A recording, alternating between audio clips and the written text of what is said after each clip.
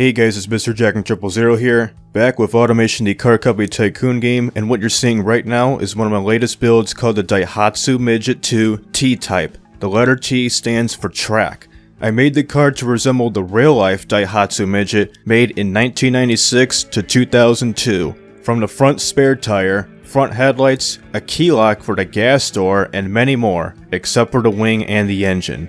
The body I used to make the Midget is made by a modder named Aruna in his Aikida Hauler 90s mod file. The link is down in the description if you want to download it.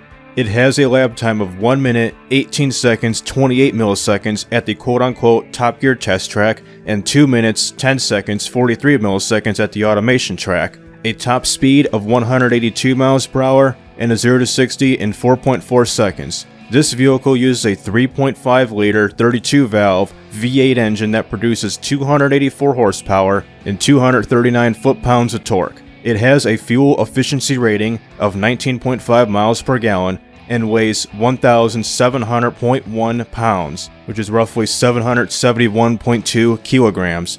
And for the market, it's a strong competitor in the track car and track budget car market, and they also consider it as a track premium car and a sports budget car. In terms of how I created the Midget II T-Type, the panel material is made out of corrosion-resistant steel with a light truck monocoque chassis made of AHS steel. The engine placement is a front longitudinal, the front suspension is a McPherson strut, and the rear suspension is a semi-trailing arm. For the engine, it is a 3500cc V8 engine made of cast iron, which has a single overhead cam 4 valve made of aluminum. For the drivetrain, the crankshaft is made of forged steel, the conrods are lightweight forged, and the pistons are also lightweight forged. For the compression, it is set to a somewhat normal 9.8 to 1 if the cam profile is set to 65. For the fuel system, we are using a multi-point EFI or throttle per cylinder setup with a performance intake using regular fuel. The fuel mixture is set at 13.7 with the ignition timing at 63, with the RPM limit set to 7,000 RPM. For the headers, we're using long tubular with dual exhausts, with the exhaust diameter set to 2.5 inches or 63.5 millimeters. The catalytic converter is a high flow 3-way with the first buffer reverse flow and the second one at straight through. For the drive type, it is a rear-wheel drive manual 5-speed with the top speed set at 182.2 miles per hour. The tires are semi-slicks with the front and back at an even 170 millimeters running on 12-inch rims, with the rims made out of magnesium. For the brakes, they're both set at 195 millimeters, but the front brakes are vented discs using 4 pistons, and the rear brakes are also vented discs, but it's using only 1 piston, with the pad type set to 78. For the aerodynamics, we're using a fully clad under tray with the brake airflow set to 60. For the suspension, it is an active sport with semi-active dampers, and our only option is passive sway bars using a race preset. And also the truck, I forgot about this. If you were to build a truck for the first time, you would see that the bed is covered up. If you want the bed to be exposed, there is a patchwork mod on the Steam Workshop, and if you use a square patchwork mod and just place the patch in the middle of the truck bed like that and then expand it outward, you'll actually see that the truck bed will be exposed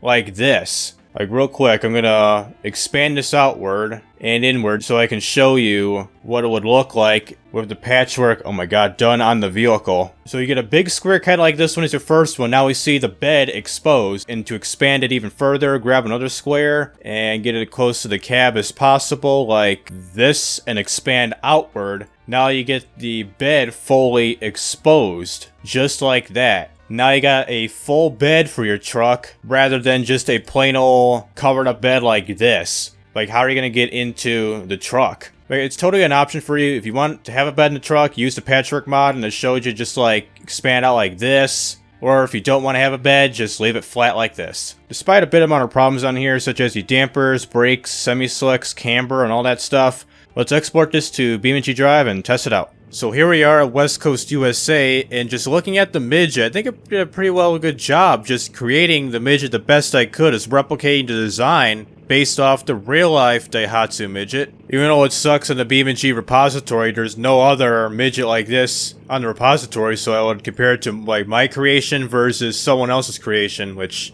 that's not possible as of right now. And it was kind of interesting for the engine, since this is a V8 engine, this barely fits between the chassis, which I don't even know how this thing fits in here. Yeah, you see the frickin' valve cover is clipping through part of the chassis. It was like at 99% filled, which that's pretty strange. Well, anyways, let's just get this thing on the road right now. Got some of that wheel spin. Oh my god. Despite the wheel spin, 0 to 60 in 5.87 seconds. Brakes. Damn, lost the wheel.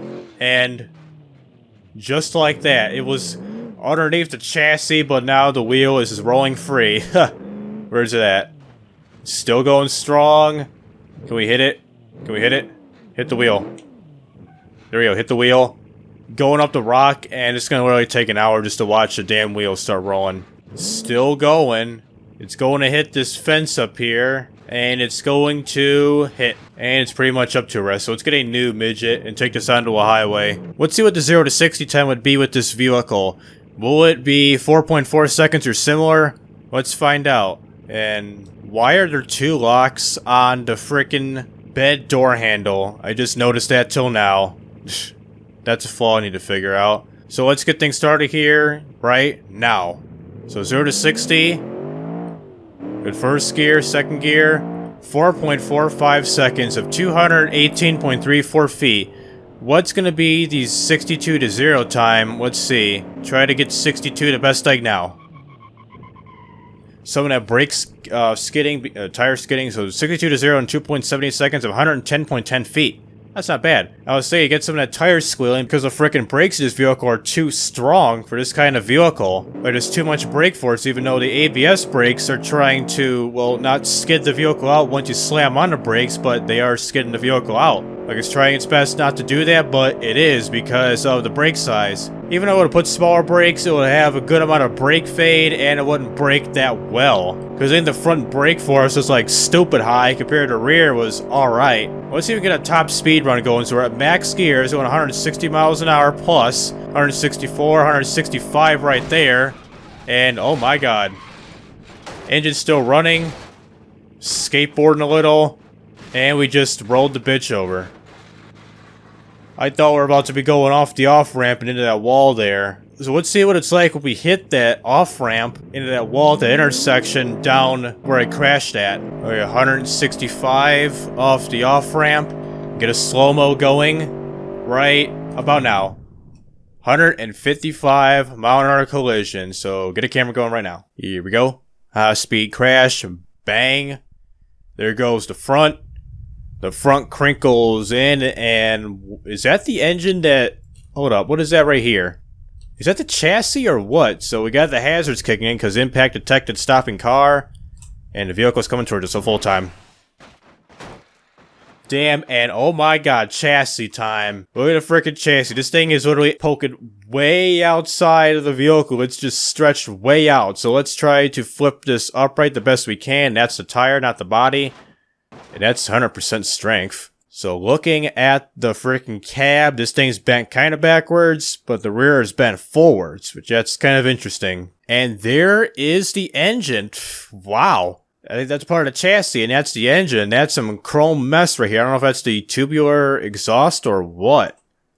It's pretty weird. Since I'm kind of eager on throwing this onto a track, I'm going to stay here at West Coast USA and take this to the long race circuit with this vehicle doing 2 laps this thing. So let's start out at noon and I'll take you there. So here we are at the racetrack portion of West Coast USA, and first place doing 2 laps of this course is that the first place vehicle is the DJ Quick Sudakripa, which had a 3 minute 59 second 432 millisecond time, which the DJ Quick is one of my quickest automation build vehicles with a 0 to 60 time in 2 seconds flat and a top speed of 300 miles per hour. You can check the card system on the top right portion of your screen to find more information about the DJ Quick, of how I built it and testing it in BeamNG.drive. So let's get things started here in 3, 2, 1, start. So let's do realistic gearbox, because sometimes when you're like partially on the throttle, sometimes the game will do like unnecessary gear changes, like you're on second gear and you're barely on the gas because you don't want to get all that wheel spin to wipe your car out if you have ECS or not. Like you're barely on the gas, it's like around 3,000 RPM, then when you floor it, it goes to first gear, revs a little, and goes back to second gear. So just if you do a manual transmission with this vehicle, we hit like 1 G's, 1.2 right there at that turn. Just pay attention to G's right here, and I forgot to upshift. So this turn here, 1.1, I was too busy looking at the G's there. And ECS is trying to save my life here. Alright, let's brake here. Not bad. I mean, if this would have had better brakes and everything, and not a whole lot of wheel spin, this wouldn't be that bad of a track vehicle despite having a semi-impractical V8 engine in this vehicle. If this would have like an inline 6 or 4 or 5 or V6 engine, this wouldn't be that bad of a track vehicle.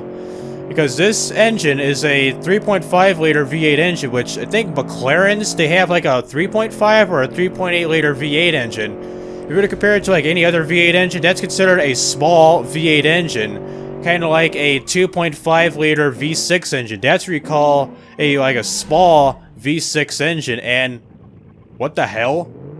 The ECS just stopped the vehicle. Are you kidding me? The ECS put the vehicle to a dead stop. I was hitting the gas and nothing could have been done because of the ECS. I would say like with the 2.5 liter, that's what you considered a small V6 engine. Like an average V6 engine would be like 3 liters, 3.2 or 3.5 liters at some occasions. Usually it's 3.2. Like for a V8 engine, usually it's like 4.6 or 5.2. That's what you consider like almost an average sized V8 engine. And ECS almost did the same thing again. So we're gonna get a lap time of 2 minutes, looks like 10 seconds. 2 minutes, 10 seconds, 500 milliseconds, 500 flat. Not bad. So slow down here, brakes are fading, and despite the fading, it was cooling down even with the mash on the brake pedal. It's kind of interesting. And also, with that DJ Quick Sula Creeper, like if I get up to the main straightaway coming up, and I almost had to use the handbrake just to get myself aligned back on the track, which didn't really work out as I thought it would. Like, I'll show you when I get into straightaway. Like, I was going like 250 miles an hour, and with this vehicle, I was going like maybe like 120, 130, like almost half the speed of each vehicle. Like, right here, get to second gear, third gear, like right around this start and finish line, right here. I was going like roughly 230, 250 miles an hour, something stupid. Like, the acceleration was mega brutal. Like, this thing would be street illegal and track illegal. Like, that car was like a salt flat vehicle, like trying to make a land speed record or something, even though it wasn't supposed to be a land speed record vehicle, because missed the gear. Because one, we don't have any turbines or 4, 6 of those same engines in that vehicle just to go stupid fast, which you can't do in this game. You can do it in BeamNG if you want, but not in automation. No way that's ever gonna happen. Going to the Laguna Seca corner, we literally two-wheeled. I'm surprised. And not only that, we got a better split time between first lap and second lap. So roughly right now 8-second difference between between first and second lap, and we're gonna get a lap time of 2 minutes. Looks like 2 minutes, 3 seconds, 755 milliseconds, with a total time of 4 minutes, 14 seconds, 252 milliseconds. That's roughly a 15-second difference between this and the DJ Quick Sula Creeper. It's not too bad. Especially, this is like a not that bad of a track day type of vehicle, despite having a V8 engine. So let's get things going to free roam. Get a crash going. Oh my, fast mode to slow mo. It kind of gets me. It goes like literally fast mode once you get to free roam and back to regular speed, just getting out of an event. So I do another angle. 100 times, how fast were we going? 133 into the tire barrier. Like that, damn. Okay, 16. Gunshot noises, 101. There goes the mirrors, some of the body molding just to make it look like the Midget in full time. Main engine broken, hazards kicking in because impact detected, stopping car. And we blew a freaking hole in the right side portion of the cab. We got some of the suspension. The Japanese license plate, the light assets still going off.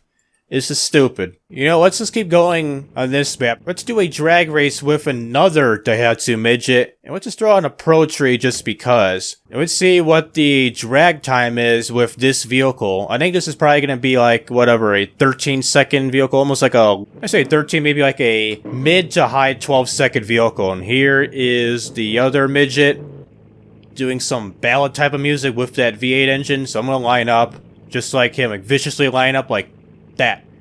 Perfect. We got the stage lighting. Him, on the other hand, over the line and go. He's pulling away from me, 0 to 60 in 4.33 seconds. And the other one was 4.3 seconds exact, and he has beaten me. He gets a time of 12 seconds, 70 milliseconds of 119.39 miles an hour, while I have a 12-second, 264 millisecond, 119.68 mile per hour finish. What if I do without the Pro Tree? Let's do that again. And why are you in reverse? What if I launch? Oh, here we go, here we go. Here we go. The launch was worth it. The launch was worth it. Yep. Yep. Launch was worth it. So, we get a time of 11 seconds, 777 milliseconds of 120.12 mile an hour finish, and he got a 12 second, 64 millisecond, 119.66 mile an hour finish. That's a significant improvement, so kids, use the launch no matter what. Throw it to neutral and slam into the first gear once the green lights kick in. So let's go to free roam. That's a tilde key, free roam. And let's see if the Midget would fist me from the rear. Just like that, he has successfully fisted me. Impact detector stopped the car because he fisted me. And right now, he is over-revving the engine, and is he trying to rape me? Like, vehicular rape me? Let's see. Oh no, stop. Dad? Granddad? Grandma, help? Bring the cops out again. Bring out the cop car. I need help right now. Hey, you son of a bitch. Stop raping this individual immediately. Hey, I said stop. Disperse immediately or I will sentence you this instant. Last warning, you will never forget. Damn it, man, I said stop. Here, eat the rear end of justice this instant. I'm sorry, citizen, I have failed you. Time to crash into a barrier because I'm a failed officer. Thanks, dispatch. So we have failed to save this innocent citizen, and let's shut this damn car up so I can talk. So right now, he is vehicularly shooting out sparks, which that's assault with exchange of bodily fluids. This guy may have impregnated another midget, I swear. He's probably going to be facing like literally 15 years of vehicular prison because of this. He resisted arrest and got away with vehicular rape. I'm sorry for failing you. So I got an idea. So today I downloaded the map of Mortofino or something. Like, they have a drag race that goes up to like a half a mile and even a mile long drag race. Yeah, Mortofino. Like, I'll go to it. Yeah, half-mile drag race. Let's see what it's like doing a half-mile drag race with this vehicle. So I'm going to take you there right now. So here we are at the half-mile drag server Waldenmaier, if I'm saying that right. And I think this is regular concrete, not West Coast USA's drag race where it's got that drag concrete where it's got a lot more grip compared to this version. But I don't know if this will become a factor if we launch with this drag strip up here. So let's get things started here in 3, 2, 1, and launch go. Launch was worthless. So I think right about now is a quarter, yeah, right there, quarter mile, that first striped line. So we're going to be exiting at around 140 miles an hour, and what the hell? Oh, did I finish? I got no timer on the top right. I mean, I swear, it's like modded maps do this. Like, if you're on a modded map doing a time trial, it doesn't even count whatsoever. Like, you do the first checkpoint, and then boom, the camera goes mental, and it just doesn't work out. What if I go back to the marker right now? Will it, like, show my time? Look, it was red, and now it's blue, which means that this is the finish line. I mean, the finish line was way back there, like the first pass I went through. So this is my second pass. I'm gonna drive by real slow just to finish this. That's weird. I don't know if it's a mod conflict I'm having, a bug, or a cache issue. Like, what the hell? Let me know down below if it's like a mod issue, like a mod conflict, a bug, or a cache issue. I mean, look at this. I could drive in circles. Look. I could do burnouts in this marker, and I still don't have a time. Well, like, what is this? Let's turn off ECS so I can do some donuts and crap like that. Look at this. Look at that. Out of the marker, in the marker. Here it comes. Out of the marker, now. Oof. Well, that was a big letdown. I just don't know how to explain. So let's end the video off by going over the brutal slope right now. So coming down the ramp here, skateboard slow as you can and gun it. First gear, second gear, third gear. Wait, real quick. What's the 0 to 60 time if I just skateboard best, watch out, best I can, and don't tell me we're gonna be stuck out here. Alright, so here we go. Mash the gas. First gear, second gear, wheel spin. 3.81 seconds, so a lot quicker than before. That's good to know. So we're definitely going to reach top speed and probably beyond. Maybe 188, 200 miles up. Wait, airspeed 203, and okay, now we're starting to, okay, I'm confused. Airspeed 206, wheel, the speedometer 196 or something like that, and exit 154 on exit. And is that the mirror flying off, or is that something else? Like, there's some debris flying unless that was the shadow to the vehicle. Okay, that was so weird. Okay, get a camera going. Hide the UI and get a camera going. Alright, 16 times. Damn, that just shut the engine off. Track it. The chassis is going mental. And, watch sticky keys there. Regular cam. Full time. And we're taking flight. And we didn't really take a whole lot of flight. We just bashed the side of the freaking side of the vehicle again, and it still runs. Really? I mean, this thing looks so flat right now. Can it drive? Oh, hell no. Hold up. We're going 15, 16, 17, 18, 19, 20 miles an hour. It drives, but it flips over. So it's end its misery. Can we end its misery with the fun stuff? So, where's fire at? Fire. God damn it. Boom? Neither does that work either. That sucks. What if we skateboard down here? So it's just second gear and skateboard someone as quickly as I can and wipe out. 4.76 seconds, 0 to 60 time, and can we recover? No, we can't. We're just deja vuing, constantly drifting, and into the tube? Nope, we didn't get into the tube. So just max out on the gears and just try not to... Dude, we're gonna be off-center. We're way off-centered on the little wedge thingy right here. Let's try to get back on track. Going over 200 miles an hour. The speedometer is showing different, and here... Oh my god. That was faster than I thought. 100 times into the little wedge thingy-majig. And here we go. Hit. And smash. Chassis bent up, the cab and the rear end. Wow, oh wow. Full time. Alright, we didn't take flight like some of the other vehicles did, and the chassis is poking out again, and there goes all the debris, so let's take it down to the bottom and show you destruction. Well, aftermath of destruction. And that's the frickin' chassis. That's the front of it? Or what is it? I think it's the front of the chassis. That's very weird. And there goes the wing that has a non-existent brake light, like I swear. You have the brake light, we can set it down, that's placed on the wing, but there's no brake lights, see? There's brake lights in the vehicle, but not on the wing.